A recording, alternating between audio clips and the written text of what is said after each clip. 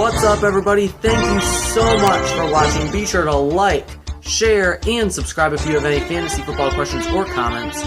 Put them in the comment section. I will answer them on the next video. We just got out of night 1 of the BTSC Fantasy Football Draft, and I'm going to give you a rundown of what happened, and I want you guys to grade us in the comment section. Go down to the comment section, let us know who won our draft so far. This is a 2-day draft, so just keep that in mind. I have not looked at the entire board. Of course, I've kind of run as kind of the commissioner so far in this league, and just trying to make sure everything was set in place and stuff. I haven't had time to go and look at the board, so this is the first time that I'm actually looking at the actual results. I know my team, of course, and I know some of the picks, but actually looking at the entire draft board at once. Obviously, okay, Christian McCaffrey went off first to Equip.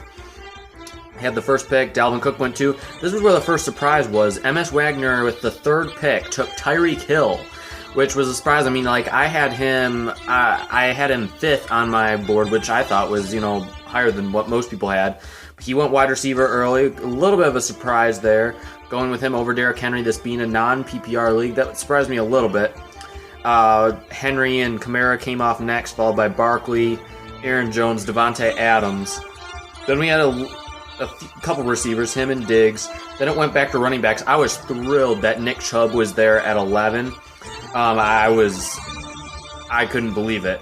I figured I was going to either have to take Nick Chubb or Najee Harris. The guy before me, I considered Najee Harris, but the guy before me, who, by the way, is going to have a podcast on Behind the Steel Curtain this fall, Jeremy Betts, with, I believe it's called the Steelers Fantasy Football Fix. So you're going to want to go and check that out if you are into fantasy football at all. That's going to be an excellent podcast. I'm looking forward to that. But he took Najee Harris in the first round, 10th overall. I got Nick Chubb at 11, which I loved. Then in the second round, I came back and got Calvin Ridley with the 22nd pick. I know that some people think without Julio he's not going to be as good, but last year he was wide receiver 1 while Julio Jones was out. So I think he can still produce. Plus, you have to remember Kyle Pitts was not there last year. He's coming in this year. Will hopefully take some of the pressure off of Calvin Ridley, some of the double, triple teams away from Calvin Ridley. Obviously, as a rookie, he's still going to have to prove himself first. But a couple interesting ones. Chris Carson and Jeremy Betts took him in the second round at pick 23. Now, I had him 30th in my rankings, and, I think Chris Carson could have a decent year, but that was quite high for me. I was a little bit surprised.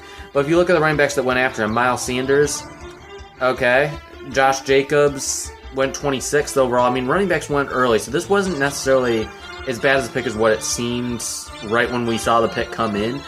But overall, that was the biggest surprise. Pick 30, M.S. Wagner took Kareem Hunt. So this is with his second round pick. He ended up taking Kareem Hunt.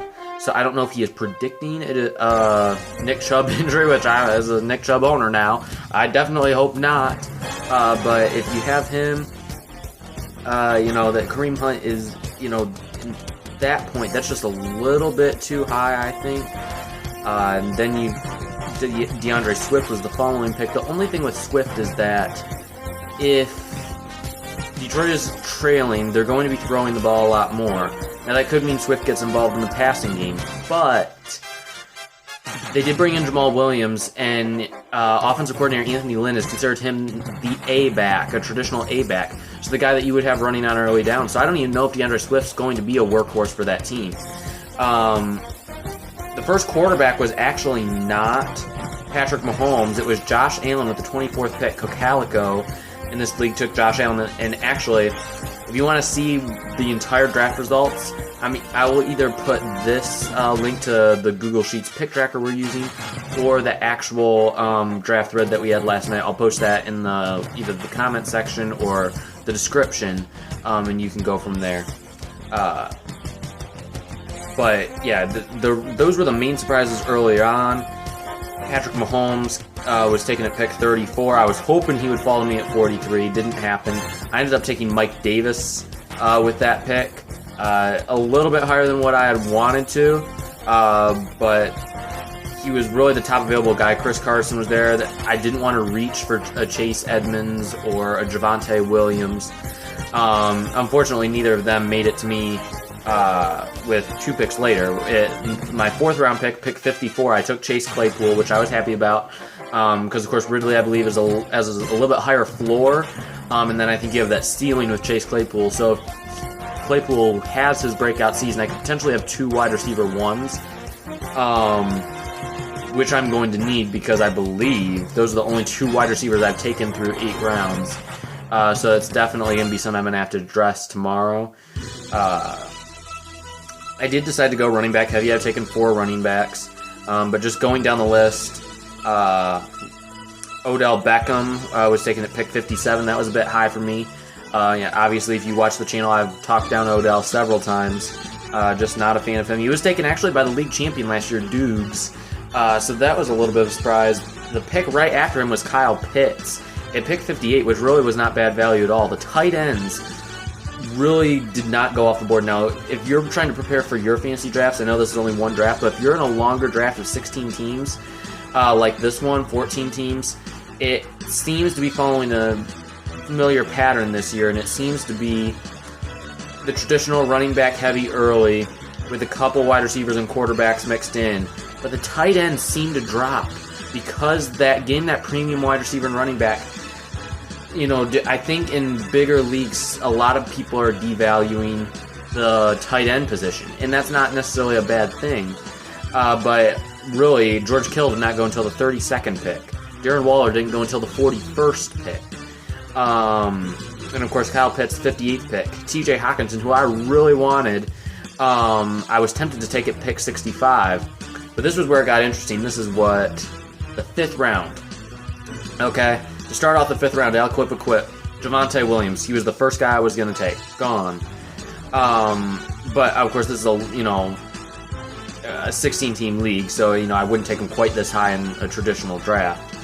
But then you had, let's see, Devontae Smith. I wasn't going to take another receiver there. Mark Andrews went off the board. Jamar Chase, that was one I was going to consider. Of course, I had just gotten Chase Claypool, so I wasn't quite as worried about receiver. But I really wanted running back. After Williams was gone again, in a traditional draft, I would not take him this high. Okay, this is 5th round. For me, that would be absurd to take him that early. And unless you're in a dynasty league, I definitely would not do that. I don't recommend you doing that. But in this case, I felt like I needed to reach for a running back because running backs had gone off so fast in this draft. So he was gone. And then the guy before me, Jeremy Betts, again, he stole my pick like 3 or 4 times during this draft. He ended up taking Chase Edmonds right before me. Again, higher than what I would typically prefer taking a guy like Edmonds, but that was when I really felt like I needed to take a running back. So I settled for Michael Carter. Not a terrible pick, but I believe there's a little bit more unknown with him. Obviously, with Javonte Williams, it's somewhat boom or bust at this point. And you have Chase Edmonds, who we really don't know for sure who the starter is, James Conner or him. With Carter, it could be Tevin Coleman, it could be Michael P. Ryan. I think Carter may have a slight edge, but again, he's more of a receiving back. He's not a 3-down back. So if you're going by committee, do you really want to spend your 5th round pick on a guy that's going to be in a committee? That was kind of the situation I was in there, but I'm glad I was able to get a 3rd solid running back, because in a league this big, that's really the most you're going to get. The running back position is really, really dry right now. We just saw at the end of the draft James Conner and Trey Sermon go off the board. But if you're planning, and if you're in a bigger league and you're trying to figure out, okay, what is the normal this year? And I really think it is tight ends are devalued. TJ Hawkinson went the pick right after me at pick 75. I was hoping he would follow me at 86 in the 6th round. I was going to take him. I ended up taking Irv Smith instead. We'll see if that pans out. But the tight end position dried up extremely, extremely fast. The first defense went off the board, pick 92. Mike P. 816 took the Rams defense. Quarterbacks also, after the first couple, they started to slow down. They were trickling in the late 3rd, early 4th round, around pick 50 in this league. Then you kind of had a little bit of a break. But then once we got to about pick 80, we saw Tom Brady go off the board. Pick 83, Ryan Tannehill. Then we had Joe Burrow at 96, Matt Stafford at 97. They were taken by the same guy, Alquip. Now in this league, there's a 2 QB limit, so that's all he can take. But I am jealous of his 2 quarterbacks. I ended up taking Carson Wentz, I believe, with my 8th round pick. So at least I have something at the quarterback position, something I feel is fairly safe this year, assuming he stays healthy. We'll see what happens there. The auto pick kind of killed me in this one as well, because we had agreed before the draft, anyone that doesn't show up, I would give them the best player available or near the best player available, depending on what their needs are on their team. Just trying to, make sure their roster is balanced. I tried to do as good as I could with that. But I really, really wanted Michael Pittman to fall to me at pick, I believe it was 118, yeah. But I had to auto pick for one of the guys who did not show up. And I had to give him Michael Pittman because he was a top player available, and he was in somewhat need of a receiver. He could use one, so I couldn't, hold that away from him. So that was a little bit disappointing. But I was able to come back, get A.J. Dillon, who's my 4th running back. That was the 4th running back I took. Traditionally, I'm not one who likes to take backup running backs. I like to take guys who are going to potentially have big roles. But in this league, you got to compromise a little bit. And of course, if Aaron Jones were to get injured, and that's a big if, but anything can happen. This is the NFL, and if it does, whoa. Okay, this draft does not like me. It's trying to get me out of it. All right, anyways. But, when you get down to that point, you're really just throwing things at the wall and seeing what sticks. So, the A.J. Dillon pick was not bad. Jalen Hurts went at pick 114 to 717 Steelers. That was a little bit later than what a lot of people had expected. I do not want to edit the document. But yeah, it finished off with Antonio Brown. Okay, right now we are at pick 128. There's 240 picks in this draft. The rest will be finished tomorrow. Antonio Brown was the last pick tonight. Sponsored by Dr. Pepper. He didn't. I don't believe he advertised for Dr. Pepper, but anyways. It's been a long night, so I gotta stay awake somehow. A little bit of caffeine. But then you have, Melvin Gordon. This was actually a surprise. I should have taken Melvin Gordon ahead of A.J. Dillon. If I had that pick back, I probably would have. I had Dillon higher in my rankings, but now that I think that Gordon's going to have a more prominent role, at least at the beginning of the season, and now I had my heart set on Javonte Williams just because I needed an upside pick there. Ideally not what I would have done. But yeah, Melvin Gordon went at pick 117, which was really good value. Shannon White, he had a podcast to do, so he wasn't there for the entire time. But at the end, he came back with the 49ers defense with his last pick. His next to last pick was Jarvis Landry. While he was out, I had to auto pick for him. And that was where his team and stuff he's probably not thrilled with the picks.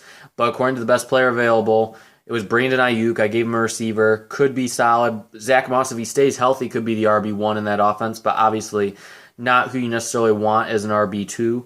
At least I think that says RB2. And then I was able to grab him Noah Fant because that was when the tight ends really started coming off the board. So just remember, in your fantasy league, around pick 75, watch for those tight ends to start flying off the board. And that's one piece of advice I can give you after seeing this draft.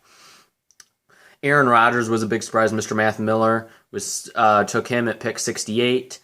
And those were really the main highlights of it. I do want you guys to check out the document that I put in the comment section of the description. And let us know in the comment section who you thought won the first night, which was the most surprising pick. For me, it had to have probably been Kareem Hunt in the second round. But there were a lot of surprises. It was a very interesting night.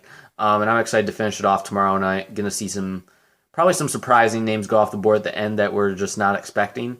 But I'm looking forward to it, which, by the way, you can check it out. If you go to BehindTheSteelCurtain.com at 6:30 Eastern, the article will be up. You can go straight to the comment section and watch us draft live. And I actually encourage you to do that. Again, it's BehindTheSteelCurtain.com. The article will go up at 6:30, and you can watch us draft. We'll probably go until about 10 o'clock. That's probably when it'll finish tomorrow night. But that's going to do it all for today. But I wanted to give you guys a quick rundown of that. Let us know who won our draft so far if you looked at the entire document. That's just a brief rundown. But let me know what you thought in the comment section, and I'll be sure to respond. And again, if you have any fantasy football questions or comments, put it in the comment section. I will answer it in a future video.